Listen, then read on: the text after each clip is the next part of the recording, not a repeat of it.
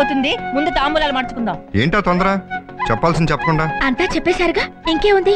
ప్రతి నెల జీతం మీ చేతికి చేయాలి, వేస్ట్ ఖర్చులు చేయకూడదు.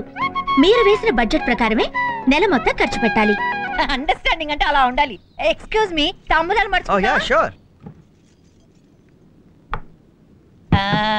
తాంబూలాలు మార్చుకోవటం అయిపోయింది, ఇక పెళ్లి ఎక్కడ చేద్దాం? యాక్చువల్లీ గోల్కొండ హోటల్లో బుక్ చేద్దాం అనుకున్నాను. మా అక్కే సత్యసాయిబాబా కళ్యాణ మండపంలో జరపమంటుంది. దేనికి 20,000.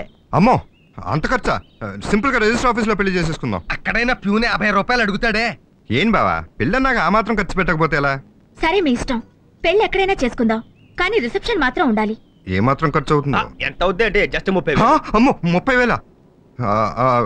వద్దు. ఒరే తమ్ముడు, ప్రతిదానికి అలా గుండె పట్టుకోకరా. ఏదైనా జరిగితే హాస్పిటల్ కి 50,000 ఖర్చు పెట్టాలి. అమ్మో, రిసెప్షన్ వద్దు, అంత ఖర్చు వద్దు, అసలు పెళ్ళే వద్దు. ఏంటి బామ్మరిది అలా భయపడతావు? ఇప్పుడు రిసెప్షన్ అంటే మీ ఆఫీస్ స్టాఫ్ అందరూ వస్తారు కదా. సుమారు 200 మంది వస్తారు. మరి ఇంకే, మనిషికి 200 రూపాయలు గిఫ్ట్ అట్టుకొచ్చిన 200 × 200 40,000. 30,000 రిసెప్షన్ కి పోతే 10,000 లాభమే కదా. అందరూ మరి వస్తువులు తెస్తే క్యాష్ రికవరీ ఎలా? ఆ వస్తువులు ఒరిజినల్ రేట్ గా మీ పెట్టే పూచి నాది. నీకు అలా అమ్మటం వచ్చా? ఎందుకు రాదు, ఎక్స్పీరియన్స్. అసలు మా ఇంట్లో వస్తువులన్నీ సగం రేట్ గా అమ్మేసింది నేనే. నువ్వు రిసెప్షన్ ఎట్టుకో, అమ్మకాల సంగతి మేము చూసుకుంటాం. నేను నేర్పుతావు కదా, నువ్వు ఎట్టుకో బామ్మరిది. కలెక్షన్లే కలెక్షన్లు.